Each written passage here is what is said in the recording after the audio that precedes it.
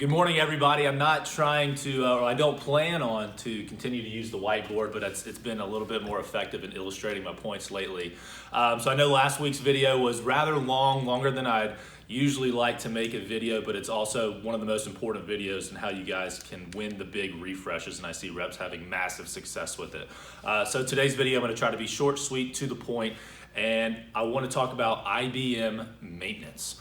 IBM maintenance is, a lot of you IBMers out there know, or if you don't sell a lot of IBM, is extremely expensive. I actually see a lot of people, a lot of folks, a lot of government end users have a lot of IBM infrastructure, but I see a lot of people jumping ship from IBM to EMC to NetApp, Oracle, Hitachi, whatever it may be.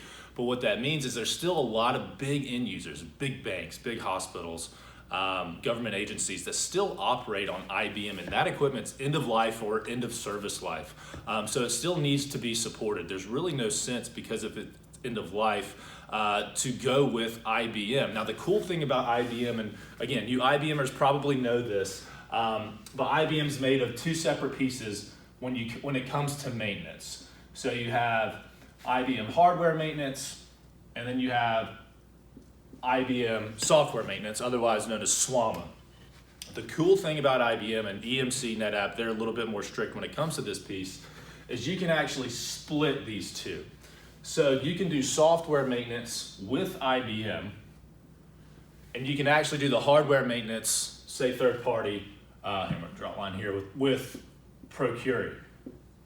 Now there are a lot, so again, you IBMers out there know this, there are certain product lines where actually software updates, things like that, actually reside on the hardware maintenance contract, but it varies, and we can cross those bridges when we get to them. But the cool thing is, and I see reps having massive success with their end users by splitting both of them up. Hardware maintenance with Procurri, because we still have the parts, the end-of-life parts, we're not charging an arm and a leg for it, we stock it, we're able to reduce costs significantly.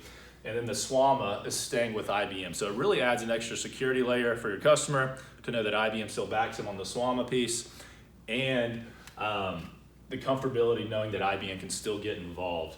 As you guys know, IBM maintenance is extremely expensive. So let's just say you have a bunch of V7000 equipment, or even some old MMD servers from Power 7, Power 6 even, servers. IBM could still charge, say, $500,000 for that equipment.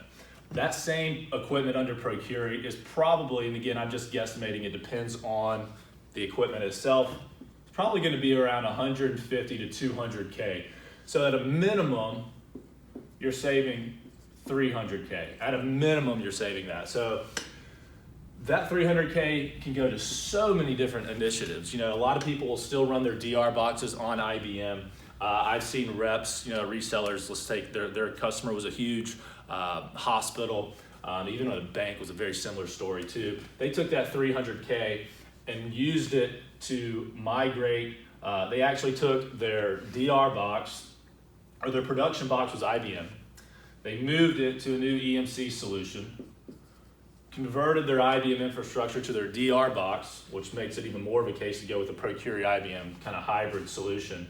And they were able to build this 300K back into the EMC solution that goes into the migration costs, software, all that good stuff. So it's a real value add for your customers if you're not offering it. A lot of folks get bogged down in just thinking they have to spend, just to reiterate, this is IBM's price here. A lot of people think they got to get bogged down into having to have hardware maintenance with IBM in addition to the software maintenance, and that's simply not the case. You can split them up, and I think you'll have massive success doing so. I see it every day, all day with our reps. So keep this in the back of your mind. I hope this provides some sort of value to you. If you ever have questions, you know how to get in touch with me, and I will talk to you guys soon. Thanks so much.